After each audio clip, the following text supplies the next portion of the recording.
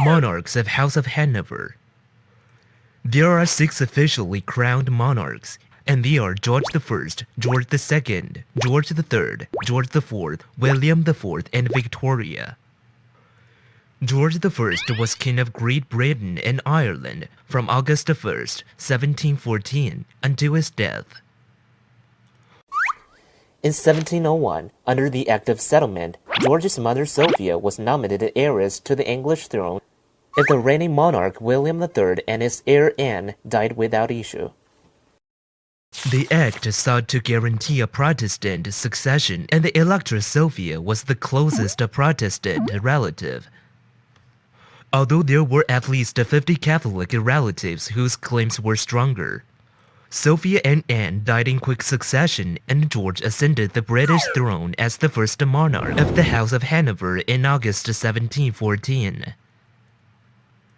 In reaction, Jacobite attempted to depose George and replace him with Anne's Catholic half-brother, James Francis Edward Stuart, but their attempts failed.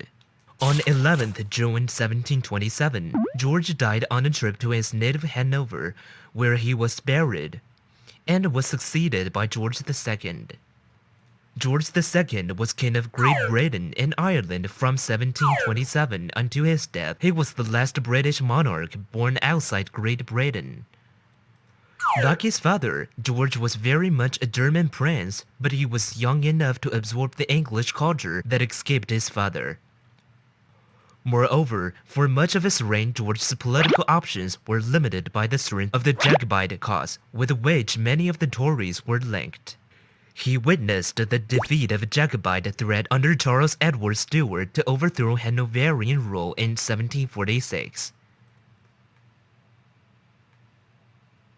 The foundations of the Industrial Revolution were laid during George's reign, with the new levels of production in industries such as coal and shipbuilding, and also in agriculture, together with a rapid rise in population. As the country prospered and George's reign lengthened, his early unpopularity, due to the fact that he did not travel far in England and much preferred Hanover, changed into a general respect. The final years of his reign saw George retiring from active politics. However, it was a period in which Britain's overseas dominance grew. The country's involvement in the 7 Years' War was largely overseen by the Prime Minister, William Pitt the Elder. The expansion of his influence in India and Canada was achieved by the military success of Robert Clive and James Wolfe, respectively. George II died of aneurysm in 1760 and was ultimately succeeded by his grandson George III. George III was King of Great Britain and Ireland from 25th October 1760 until the union of the two countries on January 1, 1801, after which he was King of the United Kingdom of Great Britain and Ireland. Unlike his two predecessors, he was born in Britain, spoke English as his first language, and never visited Hanover. His reign, longer than any other British monarchs before him, was some of the nation's most tumultuous years. George was determined to recover the prerogative lost to the ministerial council by the first two Georges. In the first 2 decades of the reign, he methodically weakened the Whig Party through bribery, coercion, and patronage. However, both with madness and the loss of American colonies eroded his support, and the power of the crown was granted again to the prime minister. In the later part of his life, his recurring bouts of insanity ultimately compelled him to submit to a formal regency. In 1811, the regnant was his oldest son, George IV, Prince of Wales. Though often known as the Mad King who lost America, he was actually one of the most attractive Hanoverian monarchs, being a good family man, conscientious to politics, and a big fan of science and culture. George III died at Windsor Castle on January 29, 1820, as the longest ruling monarch before Queen Victoria and Queen Elizabeth II. The prince regnant succeeded his father as George IV. George IV was king of the United Kingdom of Great Britain and Ireland from 1820 until his death. From 1811 to 1820, he served as prince regnant during his father's final mental illness.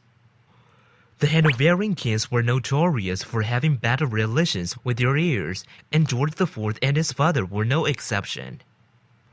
George led extravagant life and was genuinely devoted to arts.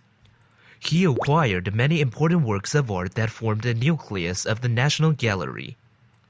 He was also a man of superb taste. England is instead for some of its most famous and beautiful architectural treasures.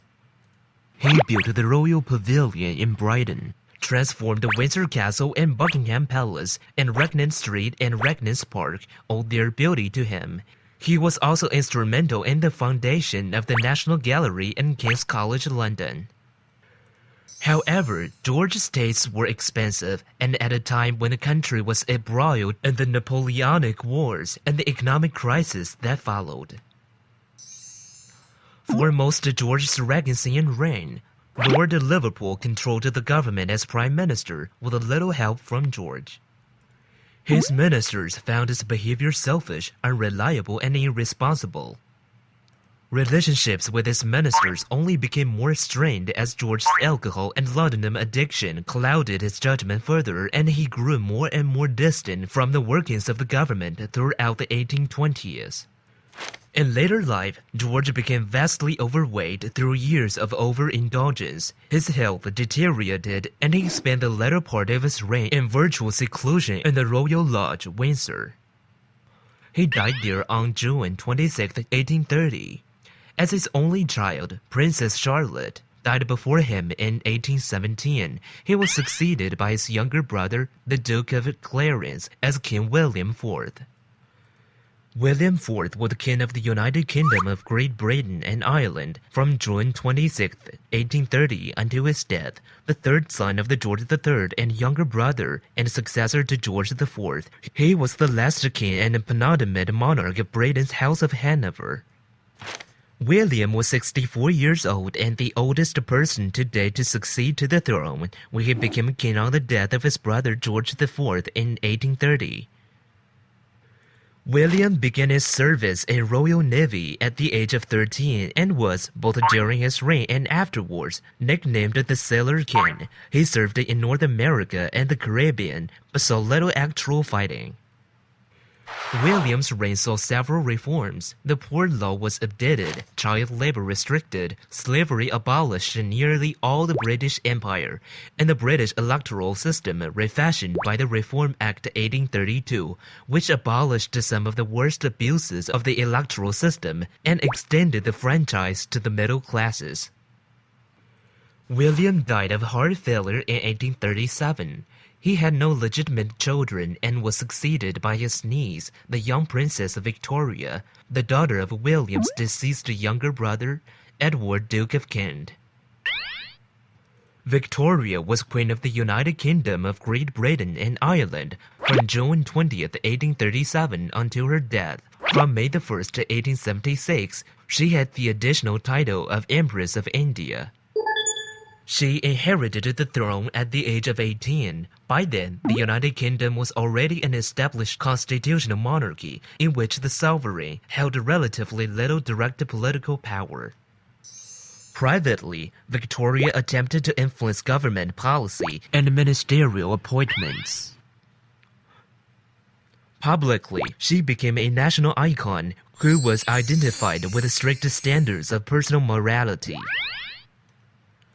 Victoria married her first cousin, Prince Albert of Saxe-Coburg and Gotha, in 1840. Their 9 children married into royal and noble families across the continent, tying them together and earning her the sobriquet of the Grandmother of Europe. After Albert's death in 1861, Victoria plunged into deep mourning and avoided public appearances, but in the latter half of her reign, her popularity recovered. Her golden and diamond jubilees were times of public celebration. Her reign of 63 years and 7 months is known as the Victorian era. It was a period of industrial, cultural, political, scientific, and military peak within the United Kingdom and was marked by a great expansion of the British Empire. She was the last British monarch of the House of Hanover. Her son and successor, Edward VII, belonged to the House of Saxe-Coburg and Gotha, the line of his father. Review. This lecture has outlined some essential facts of the Hanoverian monarchs, and they are: the first monarch of House of Hanover and a German-born English king, ascended the throne as the closest Protestant relative to the crown, experienced Jacobite rebellion to overthrow Hanoverian rule, unfamiliar with English language and culture, witnessed the transition to a cabinet government, saw the appearance of first Prime Minister, George II, the last British sovereign to command troops in a battle, experienced the last of the Jacobite rebellions, laid the foundations for the Industrial Revolution, retired from active politics in the last decade of his life, detached from Britain's increasing overseas dominance. George III, the first Hanover monarch born in England, widely remembered as the king who lost his mind, failed in his attempts to recover monarch's prerogative, compelled to submit to a regency in the last years of his life, Great Britain's longest reigning monarch before Queen Victoria, devoted to family, conscientious to politics, and dedicated to science, led an extravagant life with an expensive taste for art, instrumental in founding some of the most famous architectures, added abundantly to Britain's cultural heritage, retained a strained relationship with its ministers, grew distant from governmental affairs in late years. William IV, the last king and penultimate monarch of the House of Hanover, lived far more discreetly than his extravagant brother. Nicknamed the Sailor King due to his service in the Royal Navy, witnessed a series of significant social reforms, laid the foundations for the reign of Victoria. Victoria, the second longest reigning British monarch after Queen Elizabeth II, adopted the title of Empress of India in her reign, mourned her husband, Prince Albert, for 40 years until her death, marriages of her 9 children and important diplomatic and dynastic implications, gave her name to an era, the Victorian era, an age of industrial and territorial peak, shaped the English monarchy in its modern ceremonial character, the last British monarch of House of Hanover.